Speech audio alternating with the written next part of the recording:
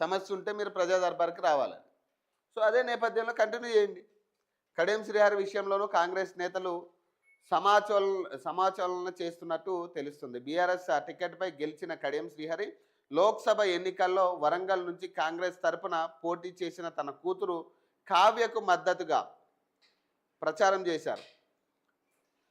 Kavya nomination పత్రాల్లో ఆమె అభ్యర్థిత్వాన్ని ప్రతిపాదిస్తూ సంతకం కూడా చేసినట్టు సమాచారం. కడియంపై అనర్హత పిటిషన్లో ఇది బలమైన ఆధారంగా మారినట్లు చెబుతున్నారు.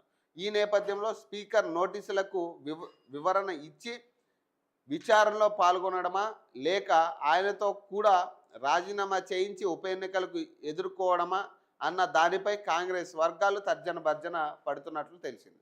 కడియం కూడా రాజీనామా చేయక తప్పదన్న ప్రచారం జరుగుతుంది.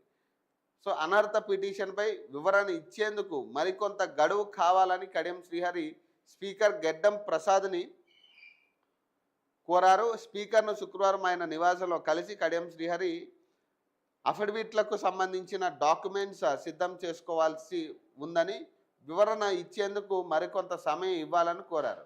తన వినతి పట్ల స్పీకర్ సానుకూలంగా స్పందించినట్లు కడియం తెలిపారు. సో ఈలోపే ఉప ఎన్నికలు వస్తాయనే ఊహాగానాలు. తనకే కాంగ్రెస్ టికెట్ ఇవ్వాలని రాజు యాదవ్ ఫ్లెక్సీల ఏర్పాటు. రప్ప రప్ప అంటూ బీఆర్ఎస్ పోస్ట్.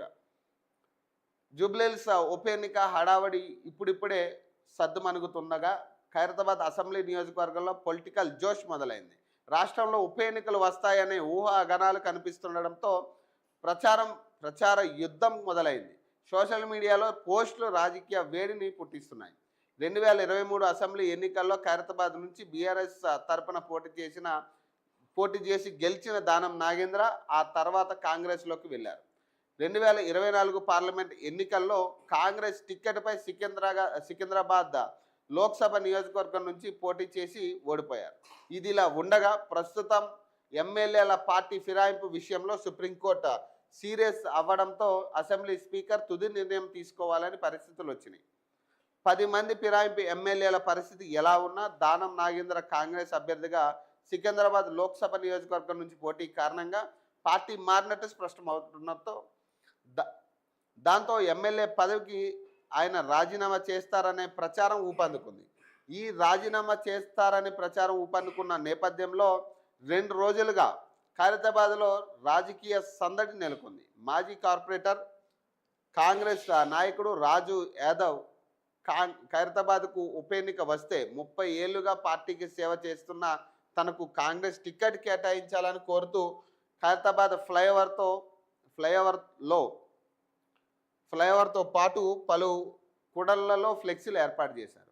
మరికొందరు ఇప్పటికే సీఎం రేవంత్ రెడ్డి కలిసి టికెట్ ఇవ్వాలంటూ దరఖాస్తు చేసుకున్నారు. ఇక బీఆర్ఎస్ రప్ప అంటూ సోషల్ మీడియాలో పోస్టులకు తెరలేపింది. ఉప ఎన్నికలకు తాము సిద్ధమనే సంకేతాలతో కూడిన పోస్టులు చేస్తుండడంతో చర్చనీయాంశంగా మారాయి.